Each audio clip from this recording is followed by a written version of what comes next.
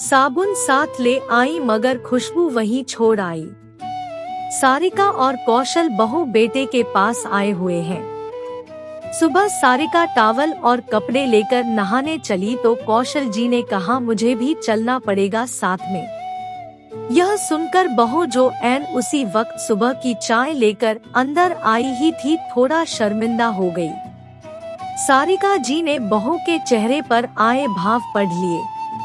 उन्होंने टॉवल और कपड़े वहीं बेड पर छोड़े और बहू के साथ ही किचन में आ गई। बोली, कुछ देर बाद नहा लूंगी, पहले चाय ले लेती हूँ। दिव्या ने कहा माँ सॉरी, वह दरवाजा खुला ही था तो बिना नॉक किए आ गई।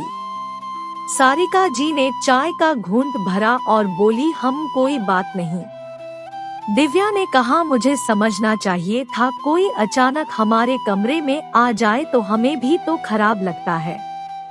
सारिका ने चाय का कप रसोई के प्लेटफॉर्म पर रखा। दिव्या ने देखा सारिका जी मुंह पर हाथ रखे हंसी रोक रही थी। क्या हुआ माँ, मैं एम्बेरेस हो रही हूँ और आप हंस रही हैं। तुम्हें इस शर्मिंदगी से अब वही छुटकारा दिलाएगा जिसने तुम्हें एम्बेरेस किया है, सासू माँ ने कहा और अपने कमरे में चली गई। दिव्या ने माँ पापा का यह रूप कभी नहीं देखा था। दिव्या अभी भी शर्मिंदा थी, सोच रही थी माँ पापा कुछ दिन के लिए उसके पास आए हैं और पहले ही दिन, मगर सासू माँ को क्या हो गया, वह हंसे क्यों जा रही है। नाश्ते के समय सारिका जी, कौशल जी, बेटा रोनित और पोती शालू सब बैठे थे। दिव्या गरम गरम गोभी के परांठे बना रही थी। सारिका जी भी रसोई में आ गई। बोली, तुम बनाओ, मैं देती जाती हूँ। दिव्या ने कहा माँ आप भी बैठिए, गरम गरम खाइए, शालू पकड़ा देगी। नहीं, इनके साथ तो रोज ही खाती हूँ, हम दोनों बाद में इकट्ठा खाएंगे। सासू माँ का इशारा पाकर ससुर जी ने कहा, भाई रोहित तुम्हारा स्नान गृह तो बिल्कुल आधुनिक है, बाथटब, शावर, चमकते शीशे। अच्छा लगा पापा। हाँ बहुत अच्छा लगा, लेकिन तुम्हारी माँ को परेशानी हुई होगी। किचन में बहू और सास भी सुन रहे थे। बहू ने सास की तरफ देखकर पूछा माँ आपको परेशानी हुई क्या। सारिका ने कहा बस अपने पापा जी की बातें सुनो, सब समझ जाओगी। सास बहू भी अपना अपना परांठा लेकर टेबल पर आ गए। ससुर जी बता रहे थे, जब तुम्हारी माँ शादी होकर आई तो घर में 4x7 का गुसलखाना हुआ करता था। एक नल, एक बाल्टी और एक मग, दरवाजे के पीछे लगी खूंटी तौलिए और कपड़ों का बोझ मुश्किल से झेल पाती थी और नहाने के लिए होता था एक साबुन जिससे घर के सभी सदस्य नहाते थे। एक साबुन? शालू ने हैरानी से कहा। हाँ बेटा, एक साबुन नहाने के लिए होता और एक हाथ धोने के लिए। नहाने का साबुन जब घिसकर आधे से भी कम हो जाता तो वही हाथ धोने के इस्तेमाल आ जाता।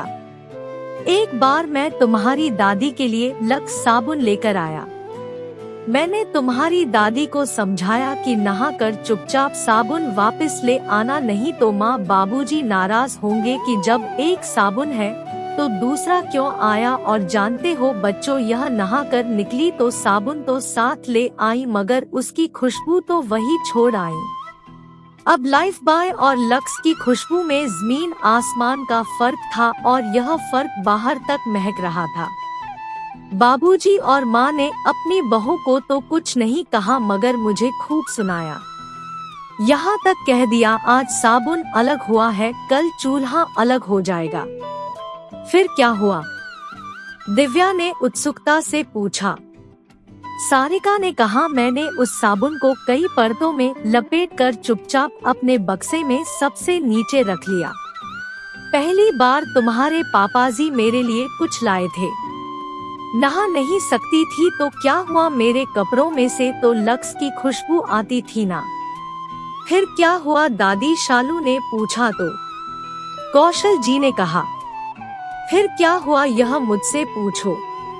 शादी के कई साल बाद मुझे ऑफिस की तरफ से मुंबई जाने का मौका मिला तो तुम्हारी माँ को भी मैं साथ ले गया। रोनित तब 5 साल का था और शिप्रा अभी पैदा नहीं हुई थी। हम मुंबई गए तो ऑफिस की तरफ से हमें होटल में ठहराया गया। तुम्हारी माँ को होटल का वह कमरा स्वर्ग से कम नहीं लग रहा था।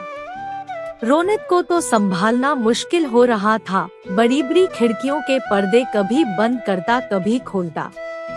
स्नान गृह देखकर तो तुम्हारी दादी की आंखें खुली की खुली रह गई। इतना बड़ा बाथटब देखकर कहने लगी, आज हम भी फिल्म की हीरोइन की तरह बाथटब में खूब देर तक नहाएंगे और आप जरा रोनित का ध्यान रखना।